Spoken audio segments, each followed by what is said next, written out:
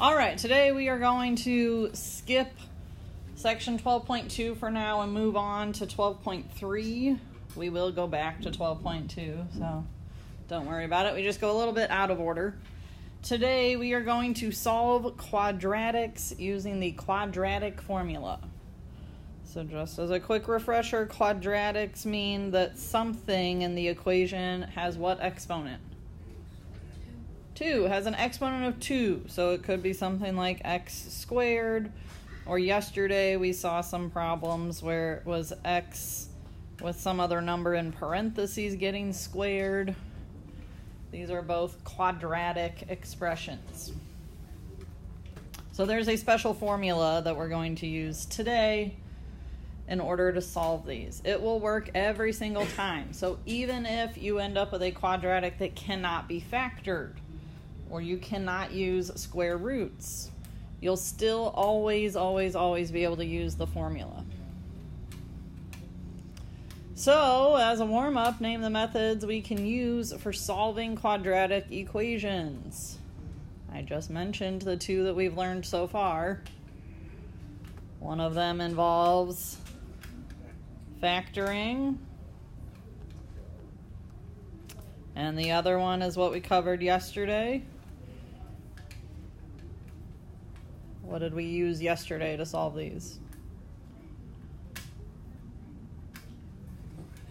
A radical.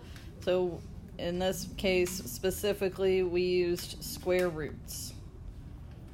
When you get to Algebra II, you'll use radicals that are not square roots. They can also have other powers, just like you can have other exponents other than a 2. You can have radicals that have other, they're called indices, but you'll get there in Algebra II. Factoring and square roots is what we've used so far. Another skill that we need today is to simplify expressions like we see down on number 2. Something that we've done already. What do we have to keep in mind when we simplify these? What do? The heart numbers. So we would also want to check to see if we could simplify what first? The radical. Can we simplify the square root of 3? No. So if we cannot simplify that square root of 3, then we go to our heart numbers. They can all 3 be divided by what? 4. 4 divided by 4? Plus 8 divided by 4? Am I going to divide the 3 by a 4? No, it's going to stay radical 3 over 12 divided by 4 is 3. Questions, concerns about it?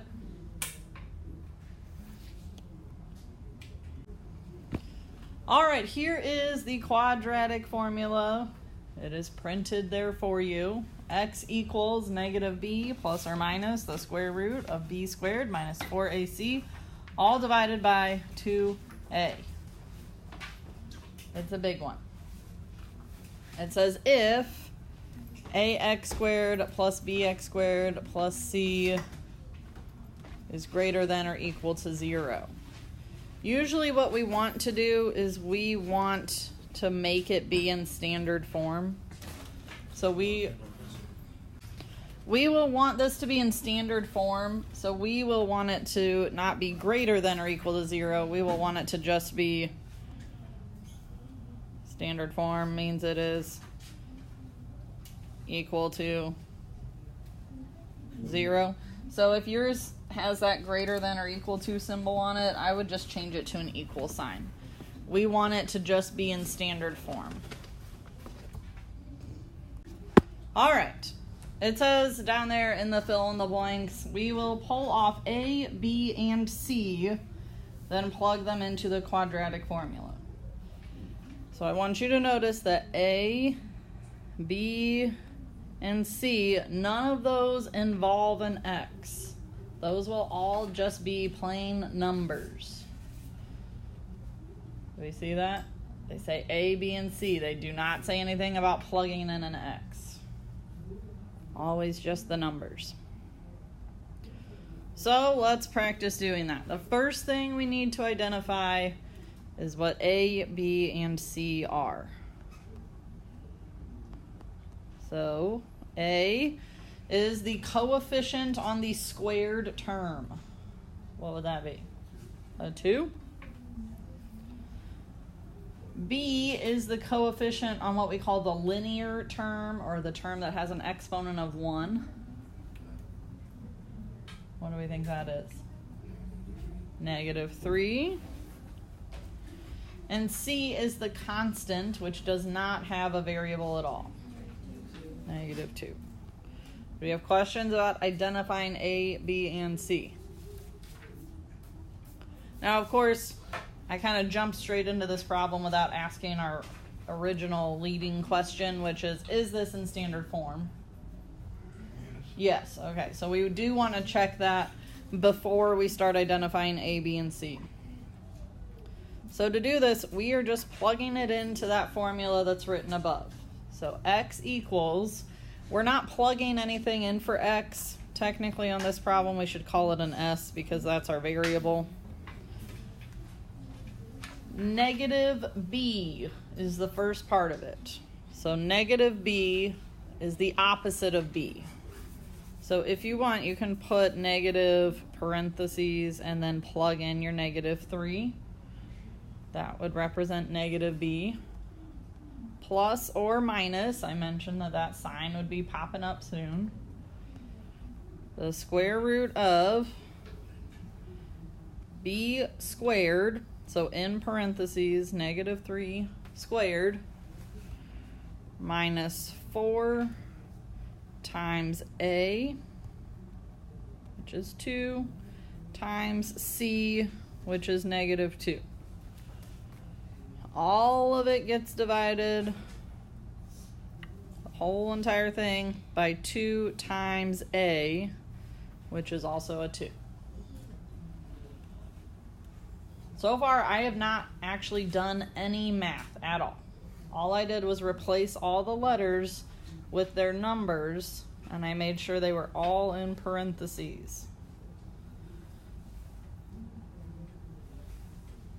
Now, I was just talking through the formula. Yours is printed on your notes page just above where we're doing this problem. So if you need to refer back to it, that's fine. Eventually, you're going to need to have that memorized. But if we practice it enough, hopefully that won't be a problem. Now comes the fun part where we have to start simplifying this. It's not that bad if you just take it one step at a time. So we're just going to start left to right on the top. If I have a negative, what does that turn into? A +3 plus or minus the square root of, what is -3 squared? Should be +9 or -9? +9. A negative times a negative is a +9. Now, when you do this next part, I would treat this like a -4. If we take -4 times 2 times -2, what are we going to get? Positive or negative? Positive, so we should put a +16. All of that gets divided by 2 times 2 is 4. So I'll kind of go through and circle the pieces that we did. We first evaluated the opposite of -3. Under the radical, we did -3 squared. And then we multiplied all these other numbers together. And in the denominator, we multiplied those together. So the step that you take after you plug everything in is kind of like 4 steps in one. That's how I would always chunk it up. The piece outside, the thing getting squared, those ones getting multiplied together, the ones on the bottom multiplied together. Always chunk it up into those pieces for your first step. Now, what else here can we keep simplifying? The 9 and 16 are getting added together. We can simplify that. They're both under the radical together. So we would end up with 3 plus or minus the square root of 25, all divided by 4. What do we notice about the square root of 25? It's a perfect square. Thank you, Franklin. So perfect square numbers mean that we can go ahead and take the square root of it and get rid of our radical on this one. What's the square root of 25? 5. So I'm going to bring my work over back to the left side so I've got some space. Now we're left with 3 plus or minus 5, all divided by 4. Should I have a radical anymore? No. When we have perfect square numbers, we don't have a radical anymore. Remember, 25 would break into 5 and 5. It makes a pair. There's nothing left over to be lonely that has to stay under a radical. So it's just totally gone. Now, the tricky part about these that we have not talked about yet is how to simplify it from here. What we're going to have to do is split it into 2 problems because we have 2 symbols here, a plus sign and a minus sign. Questions before we split this?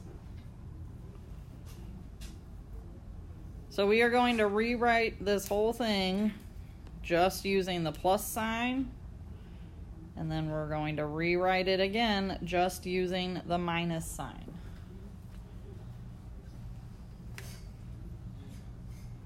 Remember when we solved these yesterday and when we solved them by factoring, how many answers did we usually end up with? 2. So same thing here. This is where we're going to split it off and be able to get our 2 different answers. 3 plus 5? 8 divided by 4 is 2. 3 minus 5? Negative 2. Negative 2 over 4 can simplify to be what? Negative 1/2. So those are our answers. And really we should be writing them with an S equals. We wrote it at the very beginning, but then we did all this work. So S equals 2 and S equals negative 1/2 would be our answers.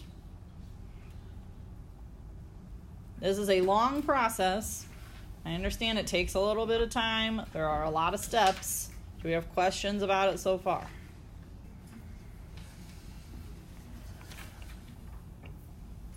Okay, the nice part is that the steps pretty much stay the same every time. So if you practice the steps, you just follow along, it shouldn't be too bad. On example 2, the first thing I should be checking is this in standard form? Is it? Yes. Once it's in standard form, we're ready to identify A, B, and C. I need somebody to raise their hand and help me identify those.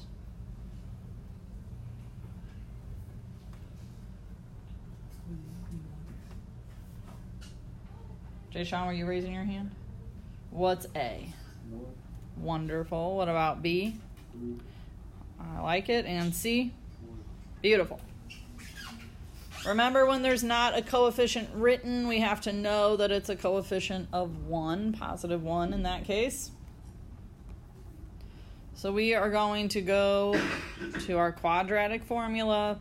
The first step, all we're going to do is plug things in with parentheses. So before you even get started, you could just rewrite the whole formula, but instead of putting in the letters, put in sets of parentheses. That's another way of setting these up, just to make sure we don't mess up our signs. So notice anywhere that there was a letter in the formula, I just put a blank for now.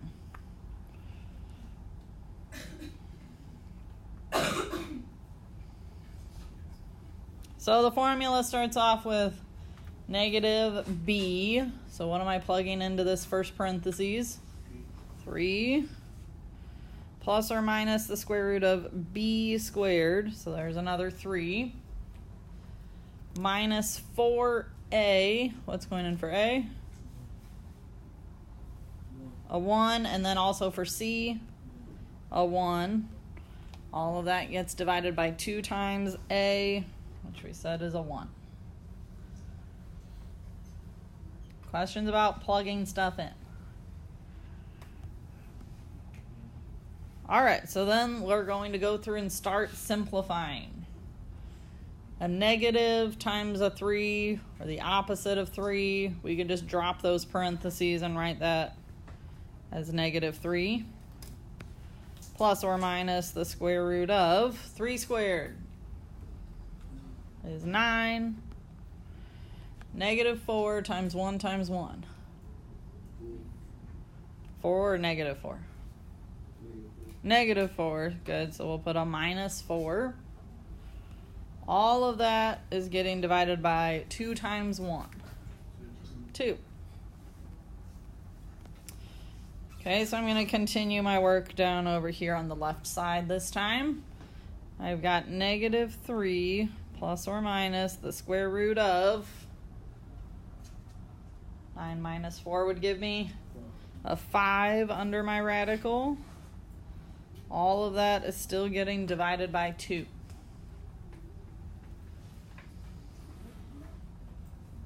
Questions about that step? We just simplified under the radical. Okay. Can we simplify our radical? No, we cannot. Can we simplify our heart numbers? No. What number is sitting right in front of the radical as a heart number? A 1. Okay, but still, even 3 and 2 can't simplify. 1 and 2 can't. There's nothing to simplify there. So when the radical does not go away, we just leave our answer combined like that. Negative 3 plus or minus the square root of 5 divided by 2. If we were to use a calculator and use decimals, we could split that up and get 2 different numbers. It's possible. They are not going to be exact whole numbers, though. They're going to be really ugly decimals. So we're just not going to bother taking our time to do that. Questions, concerns?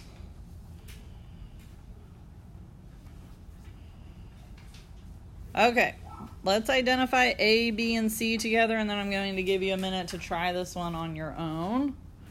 I need someone I have not heard from yet today to help me out with this. Deja? Who's helping me out with A, B, and C? Kyan? Good?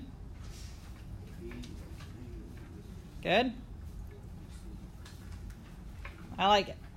All right, so go through and plug in your A, your B, your C, and then start evaluating it one step at a time.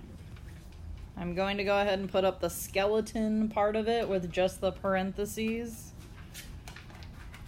and then we'll work through it together in just a minute.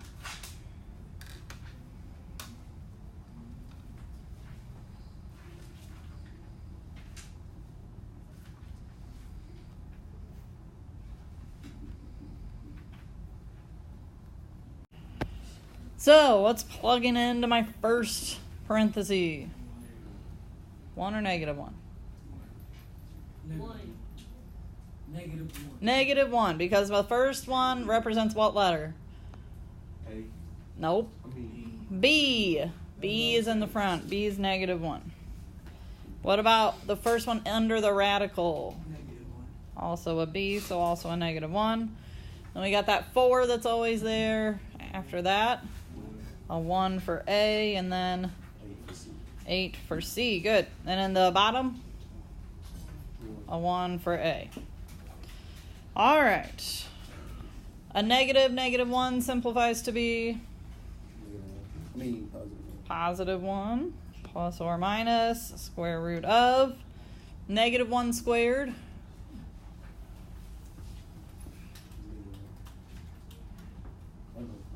Positive 1, a negative times a negative is a positive.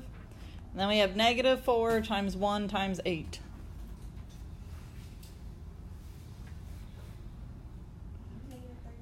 Negative 32. Good. All divided by 2 times 1? 2. Okay. All right. So after we do all of that, the next thing we simplify is what's underneath our radical.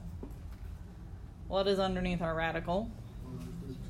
1 minus 32. What does that give me? Negative 31. Still divided by 2. This is when we should have like flashing lights going off in our brains that something here is not right. What is not right here? The negative 31 is what's wrong because it is under a radical. So what that means for us, there's no real solution. There's no real solution if there is a negative underneath the radical.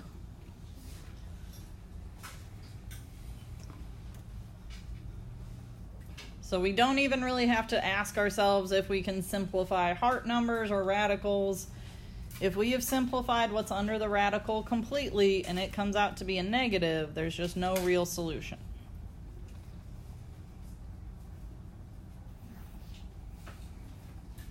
All right, I need somebody new to help me out with my A, B, and C. Delaney?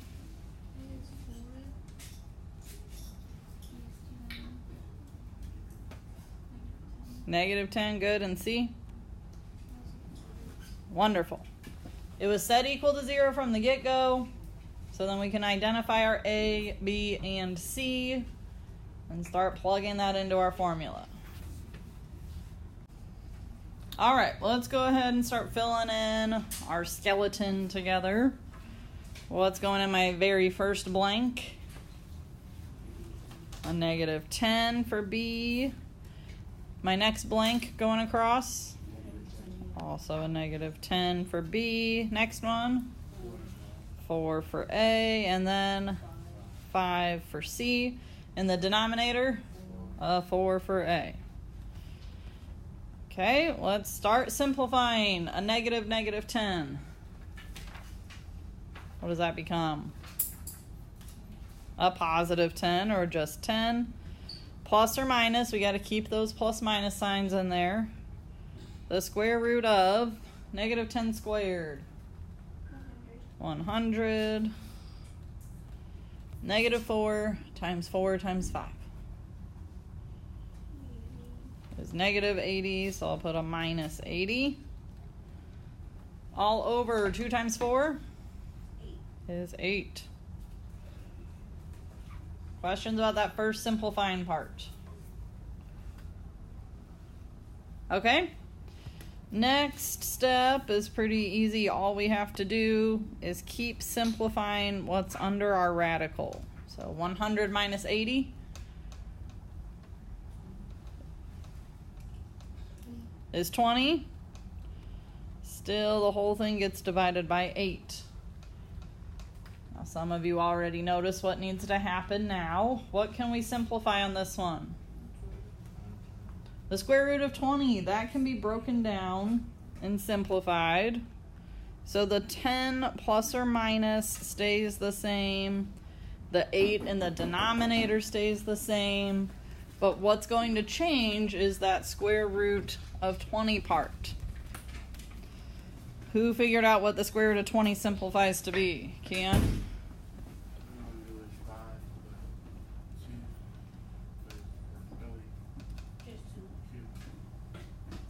The whole thing just becomes a 2?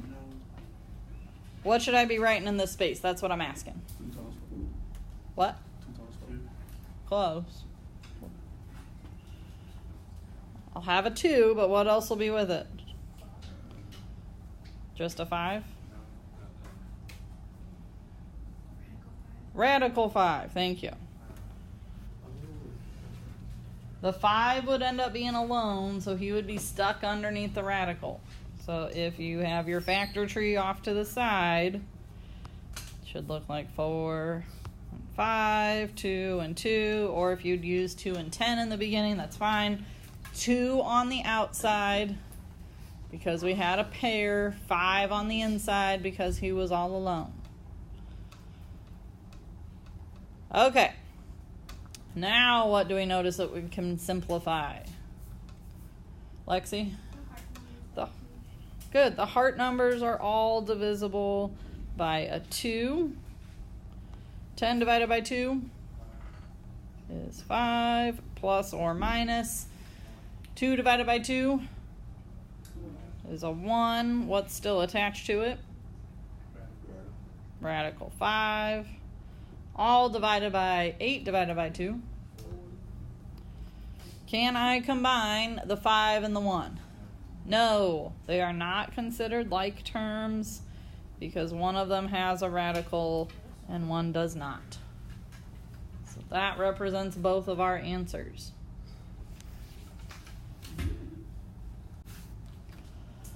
Are we in standard form? Yes, we sure are. I need a new volunteer to help me identify my A, B, and C. May? Thank you.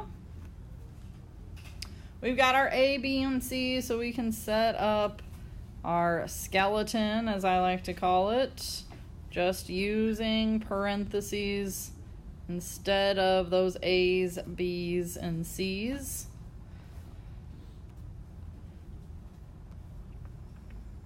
All right, now that we've got our skeleton, we can start plugging in numbers to it. What's going in my very first blank?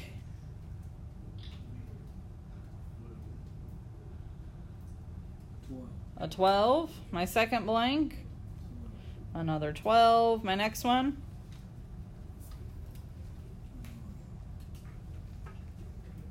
A what? 9. A 9, good. And my last one? Well, the last one on the top is a -1. In the denominator, I would have a 9. Are we getting the hang of what gets plugged in where? Just follow the letters along. Okay. In the front, we have the opposite of 12. It's just a -12. We can drop the parentheses. Plus or minus the square root of 12 squared. 144. Then we've got -4 times 9 times -1. Positive or negative? Positive. We had a -4 and a -1, so that turns it to a positive 36. All of it gets divided by 18. On the next step, we're just going to combine like terms under the radical. So 144 plus 36 is 180. Still all getting divided by 18. What do we have to do next? Simplify the square root of 180. So we could make ourselves a little factor tree up at the top here. What can 180 break into?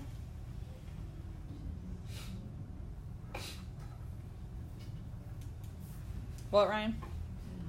10 and 18? Sure, that works. 10 would break into 2 and 5. 18 breaks into 2 and 9. 9 breaks into 3 and 3. What do I have pairs of?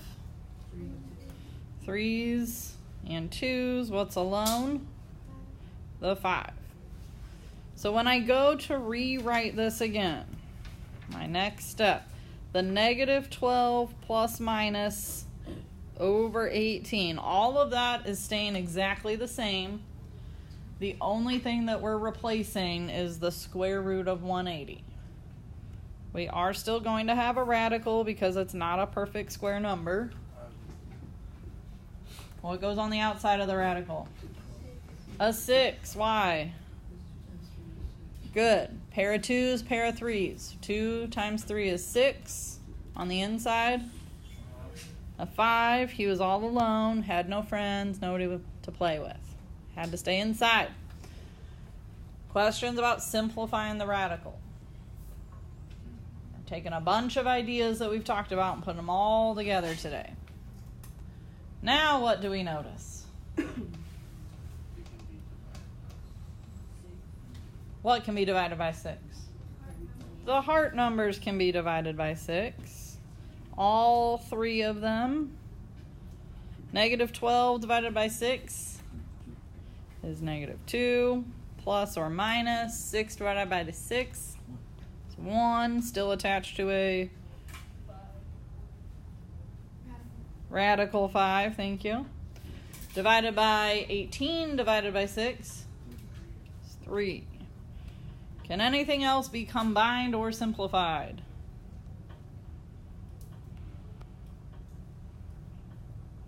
I don't think so. I think we are ready to be done with this problem. Oop, cut off my negative. Negative 2 plus or minus 1 root 5 all over 3. That would represent our 2 answers.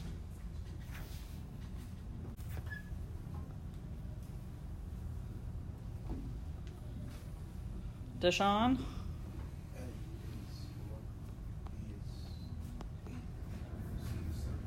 Wonderful. We've got our A, our B, and our C. We can set up our skeleton so we can start plugging in. If you're getting more comfortable with this and you want to plug things in as you go, like as you're writing it, that's okay. I hope that we can all get there. But if you're still a little unsure of it, I would set up all the blanks first before you even worry about what goes in them. If you don't get the right skeleton down, then nothing else in the problem's going to matter because it's not going to come out right. All right, what's going into my first parentheses?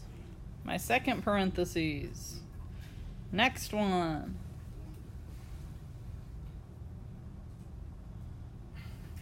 A 1, and the next one after that. 7, and the bottom, a 1.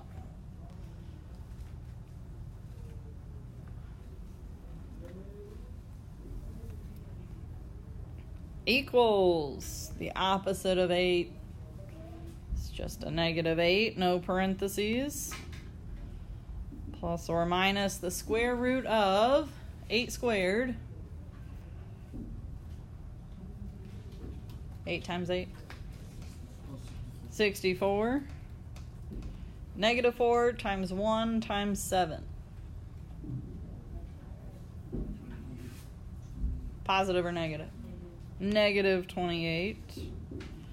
All of it's getting divided by 2.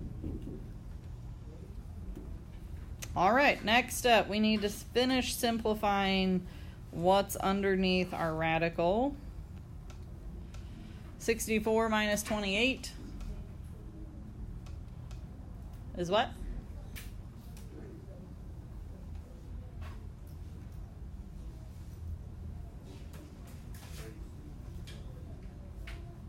$36, do we agree? 64 minus 28?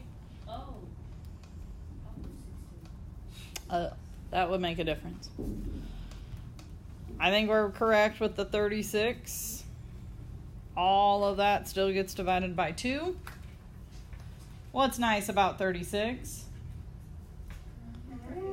It's a perfect square number. So that means that we don't need a radical at all on the next step. When we simplify it, it just becomes what number? A 6. The square root of 36 is 6. So we don't need a radical at all. Perfect square number. When our radical goes away completely, we can go ahead and simplify this all the way by splitting up our plus minus sign.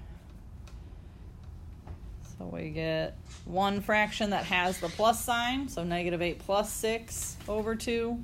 The other one gets the minus sign, negative 8 minus 6 over 2. What is negative 8 plus 6? Negative 2. Negative 2 divided by 2 is negative 1. And then on the other one, we've got negative 8 minus 6. Negative 14 divided by 2 is negative 7. Now, to me, this looks a little bit messy here at the end, so I am going to rewrite just my answers. M equals negative 1, M equals negative 7, and box that in so that I am well aware of what my final answer is. Let's just start setting it up. We need our A, B, and C. Somebody I have not heard their wonderful voice yet today, Jakeem.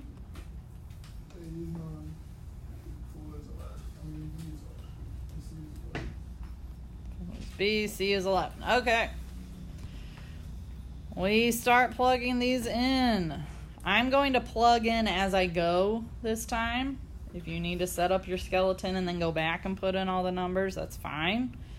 So negative B, negative 4 plus or minus the square root of B squared. So that's another 4.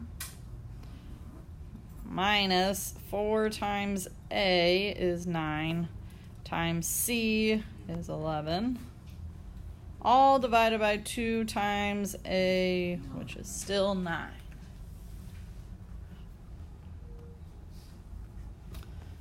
All right, out in the front, the opposite of 4 is negative 4, plus or minus the square root of 4 squared, 16. Negative 4 times 9 times 11. Negative 396. All divided by